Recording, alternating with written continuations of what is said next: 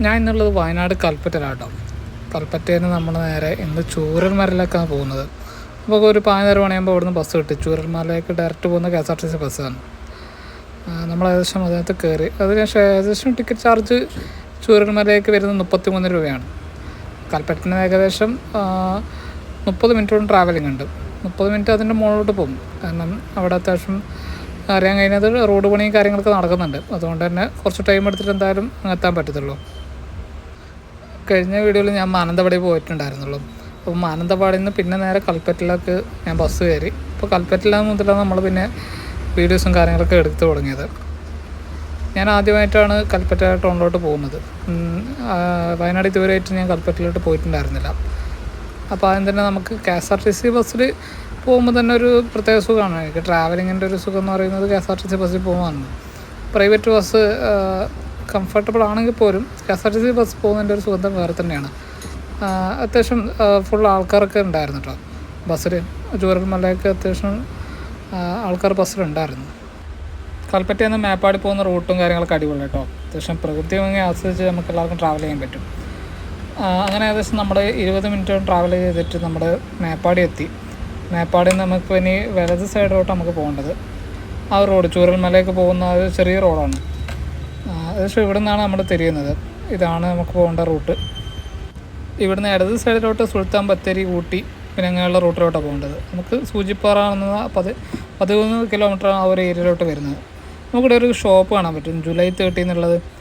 അതെന്ന് വെച്ച് കഴിഞ്ഞാൽ നമ്മുടെ ഉരുൾപൊട്ടലിൽ മരിച്ച ഒരു വ്യക്തി ഉണ്ടായിരുന്നു. പുള്ളിയുടെ ഫാമിലീസും കാര്യങ്ങളൊക്കെ ആ ഒരു ഉരുൾപൊട്ടലിൽ മരിച്ചിട്ടായിരുന്നു. പുള്ളി ആ ഒരു സമയത്ത് ഗൾഫിലായതുകൊണ്ട് തന്നെ പുള്ളി ആ ഒരു അപകടത്തിന് രക്ഷപ്പെട്ടു. ഇപ്പോൾ അവിടെ ഷോപ്പും കാര്യങ്ങളൊക്കെ തുടങ്ങി. അത് പിന്നെ ഒരു വലിയ അത്യാവശ്യം ന്യൂസും കാര്യങ്ങളൊക്കെ വൈറലായൊരു ഷോപ്പാണ് കേട്ടോ അത്. ശരിക്കും പറഞ്ഞാൽ മേപ്പാടി ചൂരൽമല പോകുന്ന ആ റൂട്ട്, അവിടുത്തെ ഭംഗി കാര്യങ്ങൾ, തേയിലത്തോട്ടങ്ങളൊക്കെ അടിപൊളി കേട്ടോ. ഇഷ്ടംപോലെ വീട് കാര്യങ്ങളൊക്കെ, ഇഷ്ടംപോലെ ആൾക്കാരൊക്കെ താമസിക്കുന്ന ഏരിയയാണ്. മുമ്പ് ഇവിടെ ഈ ഒരു റോഡ് കാര്യങ്ങൾ അത്യാവശ്യം നല്ലതൊന്നുമല്ല. കാരണം ഈ ഒരു കഴിഞ്ഞ മഴയത്തും അതിന് മുമ്പൊക്കെ പൊട്ടിപ്പൊളിഞ്ഞ റോഡാണ്. ഇപ്പോൾ അത്യാവശ്യം അതൊക്കെ മാറ്റി ഈ റോഡ് വേറൊരു ലെവലാക്കി കൊണ്ടുവരുന്നുണ്ട്. നമ്മൾ പോയപ്പോൾ തന്നെ അത്യാവശ്യം റോഡിൻ്റെ പണി കാര്യങ്ങളൊക്കെ നടന്നുകൊടുക്കുന്നുണ്ടായിരുന്നു. റോഡ് കാര്യങ്ങളൊക്കെ വീതി കൂട്ടുന്നുണ്ട്. ശരിക്കും പറഞ്ഞാൽ എനിക്ക് തോന്നിയിട്ടുള്ളത് ഒരു കാര്യം എന്ന് വെച്ച് കഴിഞ്ഞാൽ അവിടെ വെള്ളപ്പൊക്ക കാര്യങ്ങളൊക്കെ വരുന്നേക്കാണ് കൂടുതൽ കുന്നിടിച്ചലും മണ്ണിടിച്ചലും കാര്യങ്ങളൊക്കെയാണ് അവിടെ കൂടുതലാണ് ഉണ്ടാകാൻ ചാൻസ് ഉള്ളത്. കാരണം വെച്ചാൽ അതിൻ്റെ രൂപരേഖ ഏകദേശം ആ ഒരു പ്രദേശത്തിൻ്റെ രൂപമൊക്കെ ഒരു വേറെ തന്നെ ഒരു മാറ്റമാണ്. നേരെ പോകുന്ന സ്ട്രെയിറ്റായ റോഡ് കാര്യങ്ങളൊക്കെ കേട്ടോ അവിടുത്തെ. ഞാൻ പറഞ്ഞ പോലെ തന്നെ പണി തുടങ്ങുന്നതുകൊണ്ട് തന്നെ റോഡ് കാര്യങ്ങളൊക്കെ ഇനിയിപ്പോൾ അത് കുറച്ച് കാലം കഴിഞ്ഞാൽ നല്ല സെറ്റായിട്ട് വരും ആ റോഡ് കാര്യങ്ങളൊക്കെ. ഏകദേശം ചൂരൽമലയിലെ ദുരന്തം നടന്നിട്ട് ഏകദേശം 8 മാസം കഴിഞ്ഞിട്ടാണ് ഞാൻ അവിടെ അങ്ങോട്ടേക്ക് പോകുന്നത്. കാരണം എനിക്ക് ഒരുപാട് ആ ഒരു ഏരിയ കാണണം, ആ ഒരു സ്ഥലം. കാരണം ഇത്രയും വലിയ ദുരന്തം നടന്നൊരു സ്ഥലമാണ്. ദുരന്തം ആയതുകൊണ്ട് മാത്രമല്ല, ആ ഒരു സ്ഥലം എന്തായാലും ഒരു യൂട്യൂബിൽ വീഡിയോ ചെയ്യുന്ന ഒരു യൂട്യൂബർ എന്ന രൂപത്തിൽ എനിക്ക് ആ ഒരു ഏരിയ കാണണമെന്ന് ഭയങ്കര വാശിയായിരുന്നു. അപ്പോൾ അതുകൊണ്ട് തന്നെ ഞാൻ ഒറ്റക്കാണ് ട്രാവൽ ചെയ്തിട്ട് അത്രയും ദൂരം ഞാൻ പോകുന്നത്. സത്യം പറഞ്ഞാൽ നിങ്ങൾക്ക് മുതലാവട്ടെ. കാരണം അങ്ങോട്ടേക്കുള്ള മേപ്പാടിയിൽ നിന്ന് ചൂരൽമലയിൽ പോകുന്ന ആ റൂട്ട് കാര്യങ്ങളൊക്കെ നിങ്ങൾക്ക് അത്യാവശ്യം എന്തായാലും കാഴ്ചകളുണ്ട്. നമുക്ക് അടിപൊളിയാണ്. കാരണം നമുക്ക് മനസ്സിന് വേർത്തുന്നൊരു കൂളിംഗ് ആയിരുന്ന ഒരു സംഭവമാണ് അവിടുത്തെ ആ ഒരു ഏരിയയിലെ കാഴ്ചകളും കാര്യങ്ങളൊക്കെ അത്ര സെറ്റാണ്. ശരി, നമുക്ക് എങ്ങനെ വേണമെങ്കിൽ വരാം. കാരണം വെച്ചാൽ വണ്ടിയുള്ളവർക്ക് അങ്ങനെ വരാം, ബൈക്ക് കാര്യങ്ങളൊക്കെ ഉള്ളവർക്ക് നീറ്റായിട്ട് അങ്ങനെ വരാം. അതുകൂടാതെ ബസ് കാര്യങ്ങൾക്ക് അവിടെ നിന്ന് സർവീസ് ഇടുന്നുണ്ട്. കാരണം വെച്ചാൽ എനിക്ക് പോകുന്ന ഒരു 3/4 മണിക്കൂർ ഓടുമ്പോൾ അവിടെ നിന്ന് എന്തായാലും അങ്ങോട്ടും ഇങ്ങോട്ടായിട്ട് ബസ് സർവീസ് ഉണ്ട്. ബസ് കാര്യങ്ങളൊക്കെ ഉണ്ടാവും. വൈകിട്ട് ഒരു 4:30 മണി 5 മണി വരെ ഇങ്ങനെ അവിടെ നിന്ന് ഇങ്ങോട്ടായിട്ട് ബസ് സർവീസ് ഉണ്ടാവും. ഈ ഒരു KSRTC സർവീസാണ് അവിടെ മെയിനായിട്ട് നടത്തുന്നത്. കാരണം അങ്ങോട്ടും ഇങ്ങോട്ടും ആൾക്കാരൊക്കെ ഉണ്ട് ഇഷ്ടംപോലെ. ഇനി ഒരുപാട് ആൾക്കാരും കാര്യങ്ങളൊക്കെ അവിടെ വീട് കാര്യങ്ങളൊക്കെ എടുത്ത് നിൽക്കുന്ന ആൾക്കാർക്ക് ഒരുപാടുണ്ട് അവിടെ. ഈ പോകുന്ന റൂട്ടിൽ തന്നെയാണ് കേട്ടോ പുത്തുമല ഉരുൾപൊട്ടൽ കാര്യങ്ങളൊക്കെ ഉള്ള ആ ഒരു സ്ഥലമുള്ളത്. ഞാൻ ആ ഒരു ബസ്സിൽ കാഴ്ചകൾ കാണിക്കുന്ന ആ ഒരു ഇതിലാണ് ഉരുൾപൊട്ടുണ്ടായത്. നമ്മൾ ഏകദേശം 30 മിനിറ്റ് ട്രാവലിങ്ങോടെ നമുക്ക് ചൂരൽമലയിലെത്തി. ഇതാണ് ചൂരൽമല ടൗണ്. കാരണം ഇപ്പോൾ അധികം കടകൾ കാര്യങ്ങളൊന്നുമില്ല. കുറച്ച് ആൾക്കാർ, അവിടുത്തെ ആൾക്കാർ തന്നെ കുറച്ച് ചെറിയ ജ്യൂസ് കടകൾ അങ്ങനെയൊക്കെ നടത്തുന്നുണ്ട്. 1-2 ഹോട്ടൽസ് കാര്യങ്ങളൊക്കെ അവിടെ കാണാൻ പറ്റി. ദുരന്തം നടന്നിട്ട് ഏകദേശം 8 മാസത്തിന് ശേഷം ഇതാണ് ചൂരൽമലയിലെ കാഴ്ചകൾ കാര്യങ്ങളൊക്കെ. ഇതാണ് നമ്മുടെ ആർമി ആ ഒരു സമയത്ത് അവിടുത്തെ പാലം കാര്യങ്ങളൊക്കെ ഒളിച്ചു പോയിട്ടുണ്ടായിരുന്നു. ആ ആർമി ഉണ്ടാക്കിയ ഒരു ബെയിലി പാലം നമുക്ക് എല്ലാവർക്കും അറിയാം. നമ്മൾ ന്യൂസ് കാര്യങ്ങൾ കണ്ടിട്ടുണ്ടായിരുന്നു. ഇതിൻ്റെ ആ ഏരിയയിൽ തന്നെയാണ് നമ്മൾ ആ ഒരു സ്കൂൾ വരുന്നത്. വെള്ളാർമല സ്കൂള് അവിടെ തന്നെയാണ്, ആ ഒരു സൈഡിൽ കാണുന്നതാണ് വരുന്നത്. ഇത്രയും ദൂരം അന്ന് ആ ഒരു വലിയൊരു ഉൾപോട്ടൽ, ഒരു കുന്നിൻ്റെ പകുതി മൊത്തമായിട്ട് ഇടിഞ്ഞു പൊളിഞ്ഞ് വന്നതായിരുന്നു. നിരവധി വീട് കാര്യങ്ങൾ, അതേപോലെ തന്നെ ചെറിയ ചെറിയ കടകൾ, അമ്പലങ്ങളൊക്കെ ഈ ഒരു ഏരിയയിൽ ഉണ്ടായിരുന്നു. കാരണം ഇപ്പോൾ അവിടെ ഈ കാണുന്ന കാഴ്ചകളിൽ അവിടെ ഒന്നും നമുക്ക് കാണാൻ പറ്റത്തില്ല. കുറച്ച് വീട് കാര്യങ്ങളൊക്കെ, അതും പൊളിഞ്ഞ വീട് കാര്യങ്ങളൊക്കെയാണ്. ഇവിടെ ഒരുപാട് വലിയൊരു പാലമൊക്കെ ഉണ്ടായിരുന്നു. ആ പാലടക്കം പൊലിച്ചു പോയി. ഇത് ഇവിടുത്തെ ടൗണിൽ തന്നെയുള്ള കടകളായിരുന്നു. ഈ കടകൾക്കും അത്യാവശ്യം നാശനഷ്ടങ്ങൾ കാര്യങ്ങളൊക്കെ വന്നിട്ടുണ്ടായിരുന്നു. ഇപ്പോൾ അവിടെ തന്നെ കാണാൻ പറ്റും ഒരുപാട് തുണിയും കാര്യങ്ങളും ബാഗും, അങ്ങനെ ഒരു വീടിൻ്റെ ഉള്ളിലെ എല്ലാ സാധനങ്ങളും ഈ ഒരു ടൗണിൽ വന്ന് അടിഞ്ഞു കൂടിയിട്ടാണുള്ളത്.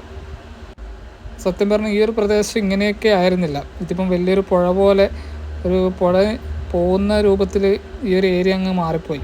കാരണം അത്രയും വലിയ പാറക്കല്ലുകളും ഇതും എല്ലാ കാര്യങ്ങളും വന്ന് അടിഞ്ഞതാണ്. നമുക്കിവിടെ കണ്ടാൽ മനസ്സിലാവും ഏകദേശം ഓരോ വീടിൻ്റെ അവസ്ഥകളും കാര്യങ്ങളൊക്കെ. വീടൊക്കെ എല്ലാം പൊളിഞ്ഞ് നാശമായ ഒരു അവസ്ഥയിലായിരുന്നു. കാരണം ഈ ഒരു വീടിൻ്റെ ഒരു പകുതി നമുക്ക് കണ്ടാൽ മനസ്സിലാവും. ഇതല്ല, ആ ഒരു വീടിൻ്റെ മുകളിലത്തെ ഭാഗം അത്ര എത്തുന്ന വരെ വെള്ളം വന്നിട്ടുണ്ടായിരുന്നു. അതിന് മുകളിലാണ് പാറക്കല്ലുകളും അതേപോലെ മരങ്ങളും കാര്യങ്ങളൊക്കെ വന്നിട്ടുള്ളത്. ഇവിടെ താഴെ നമുക്കൊരു ഷീറ്റ് കാര്യങ്ങൾ കാണാൻ പറ്റും, അതൊക്കെ നശിച്ചിട്ടുണ്ടായിരുന്നു. അത്രയും ഫോഴ്സിലാണ് ഇവിടെ വെള്ളമൊക്കെ വന്ന് കയറിയിട്ടുള്ളത്. ഇത് ഒരു വീടിൻ്റെ ഒരു താഴത്തൊരു നിലയാണ്. അവരുടെ നിലത്തെ അവസ്ഥ നിങ്ങൾക്ക് കണ്ടാൽ മനസ്സിലാവും. ഉള്ളൊന്നും ബാക്കിയില്ല. കാരണം ആ ഒരു വീടിന് പിന്നെ റിസ്റ്റോർ ചെയ്തെടുക്കാൻ നമുക്ക് തീരെ പറ്റത്തില്ല. അത്രയും മണ്ണും ചളിയും കാര്യങ്ങളൊക്കെ അടിഞ്ഞു കൂടിയിട്ടാണ് അതിൻ്റെ ഉള്ളിലെ അവസ്ഥകളൊക്കെ ഉണ്ടായിരുന്നത്. കഴിഞ്ഞ വർഷം നമുക്കറിയാം എല്ലാവരും വളരെ വേദനയുടെ ആ ഒരു വാർത്ത കണ്ടത്. ഏകദേശം 200 മുകളിലുള്ള ആൾക്കാർ മരിക്കുകയും ഒരുപാട് ആൾക്കാർ ഇപ്പോഴും കാണാനുണ്ട്. പരിക്ക് പറ്റിയ ആൾക്കാരും അതിന് കൂടുതലാണ്. ഏകദേശം ഒരു 3 വാർഡോളം ഈ ഒരു ഏരിയയിൽ നിന്ന് പോയി എന്നാണ് ന്യൂസിൽ കാര്യങ്ങളൊക്കെ വന്നിട്ടുണ്ടായിരുന്നത്. കാരണം ഇങ്ങോട്ടേക്ക് പോയാലും കുറച്ചും കൂടി താഴോട്ടേക്ക് പോയി കഴിഞ്ഞാലും ഇത് പിന്നെ ആ വെള്ളം പോയ സ്ഥലങ്ങളൊക്കെയാണ്. ഇവിടെ ഒരുപാട് മരങ്ങളും കാര്യങ്ങളൊക്കെയാണ് ഇതിന് ബാക്കിയുള്ളത്. കാരണം അത്രയും എന്താ പറയുക, ദാരുണമായൊരു വലിയൊരു ദുരന്തമാണ് ആ ഒരു ഏരിയയിൽ സംഭവിച്ചു പോയത്. കാരണം ഇന്ത്യ മൊത്തം ചർച്ച ചെയ്ത ആ ഒരു വലിയൊരു ട്രാജഡി ആയിരുന്നു ആ ഒരു സമയത്തുണ്ടായിരുന്നത്. സത്യം പറഞ്ഞാൽ അവിടെ പോയപ്പോൾ ഭയങ്കര വിഷമം തോന്നി. കാരണം അങ്ങോട്ട് പോകുമ്പോൾ നമുക്ക് മനസ്സിൽ ഇമോഷണലി വേർത്തുകൊണ്ട് കണക്റ്റഡ് ആവുന്ന ഒരു ഏരിയയാണ്. കാരണം അത്രയും വിഷമത്തോടെ ഇല്ലാതെ നമുക്ക് ആ ഒരു ഏരിയ കണ്ടു തീർക്കാൻ പറ്റത്തില്ല. കാരണം നമ്മളും ഒരു വീടൊക്കെ എടുത്ത് നമ്മളും സുഖമായിട്ട് താമസിക്കുന്നതാണ്. അപ്പോൾ നമ്മളെ വീട് പോലെ ഈ ഒരു വീട് കണ്ടു കഴിഞ്ഞാൽ നമുക്ക് അവിടുത്തെ ആൾക്കാരുടെ അവസ്ഥയും കാര്യങ്ങൾക്കെല്ലാം മനസ്സിലാക്കാൻ പറ്റും. കാരണം ഒരുപാട് കഷ്ടപ്പെട്ട് ജീവിതം മുന്നോട്ട് കൊണ്ടുപോയി പാവപ്പെട്ട ആൾക്കാരാണ് ആ ഏരിയ മൊത്തം ഉണ്ടായിരുന്നത്. കാരണം അവരുടെ സമ്പാദ്യം മൊത്തം ഈ ഒരു ഒറ്റ ദുരന്തത്തിലൂടെ മൊത്തം നശിച്ചു. കാരണം ഒരു വീടെടുക്കാനുള്ള കഷ്ടപ്പാടല്ല, നമുക്കെല്ലാവർക്കും അറിയുന്ന ഒരു കാര്യമാണ് ഒരു വീടെടുക്കാൻ എന്തുത്തോളം കഷ്ടപ്പാടുണ്ടെന്ന്. കാരണം അത്രയും കഷ്ടപ്പെട്ട് ഇവരുണ്ടാക്കി വെച്ച സംഭവങ്ങളൊക്കെ ഒരൊറ്റ രാത്രിയിലെ ഒരു വലിയൊരു മഴ കാരണം 2 ഉരുൾപൊട്ടൽ. കാരണം ആ ഒരു സമയത്ത് ഫസ്റ്റ് ഉരുൾപൊട്ടൽ ഉണ്ടായതിനു ശേഷമാണ് കുറച്ച് പിന്നെ രക്ഷാപ്രവർത്തനം നടത്തുന്ന സമയത്താണ് രണ്ടാമത് ഉരുൾപൊട്ടൽ ഉണ്ടായിട്ട് അതിലാണ് കൂടുതൽ കാഷ്വാലിറ്റിയും അപകടങ്ങളും മരണങ്ങളും കൂടുതലായിട്ടുണ്ടായിരുന്നത്. ഇത് ചൂരൽമലയിലെ മാത്രം കാഴ്ചകളാണ്. കാരണം മുണ്ടക്കൈ ആ ഒരു മുകളിലോട്ട് നമുക്ക് ആ ഒരു പാലത്തിൻ്റെ അപ്പുറത്തോട്ട് നമുക്ക് പോകാൻ പറ്റത്തില്ല. അവിടെ പോലീസ് കാര്യങ്ങൾക്കെല്ലാം ബ്ലോക്കാക്കി വെച്ചിട്ടുള്ളത്. കാരണം അങ്ങോട്ടൊക്കെ ആർക്കും പ്രവേശനമില്ല. ഇത് ചൂരൽമലയിലെ മാത്രം അവസ്ഥയാണ്. പക്ഷെ മുണ്ടക്കൈ ആ ഒരു ഭാഗത്ത് അതിൻ്റെ പകുതിയും ഇല്ലാതെ എന്നാണ് പറയപ്പെടുന്നത്. കാരണം ഒരു ഭൂരിഭാഗം മനുഷ്യർ അവിടുത്തെ ഇന്നില്ല. നമ്മൾ വന്ന ഒരു KSRTC ബസ്സുണ്ട്. ആ ഒരു KSRTC ബസ്സിൽ പകുതി ആൾക്കാരും ഒരു മുമ്പ് പറയുന്ന കേട്ടിട്ടുണ്ടായിരുന്നു, പകുതി ആൾക്കാരും ഇന്ന് അവരോടൊപ്പം ഇല്ല. പിന്നെ ഇവിടുത്തെ മെയിൻ ടൗണിലെ കാര്യങ്ങൾക്ക് അത്യാവശ്യം ആൾക്കാർക്ക് ഇഷ്ടം പോലെ വരുന്നുണ്ട് കേട്ടോ. കാരണം ഇത് കാണാനായിട്ട്, കാരണം ആരുടെ മുഖത്ത് വല്ല സന്തോഷം കാര്യങ്ങളൊക്കെ ഉണ്ടായിരുന്നില്ല. ഒരു ടൂറിസ്റ്റ് പ്ലേസ് പോലും ആരും കാണുന്നില്ല. കാരണം ഇത്രയും വലിയൊരു ഉരുൾപൊട്ടൽ ഉണ്ടായി ആ ഒരു ഏരിയ കാണുന്ന എല്ലാവർക്കും ഒരു മനസ്സിലൊരു ആഗ്രഹം ഉണ്ടാകും. ആഗ്രഹം എന്താണെന്നുണ്ട് വെച്ച് കഴിഞ്ഞാൽ ഈ ഒരു സംഭവം ഇത് കാണണം. കാരണം ഇത് കണ്ടു കഴിഞ്ഞാൽ നമുക്ക് ഒരുപാട് പഠിക്കാനുണ്ട് ആ ഒരു ഏരിയയിൽ നിന്നൊക്കെ.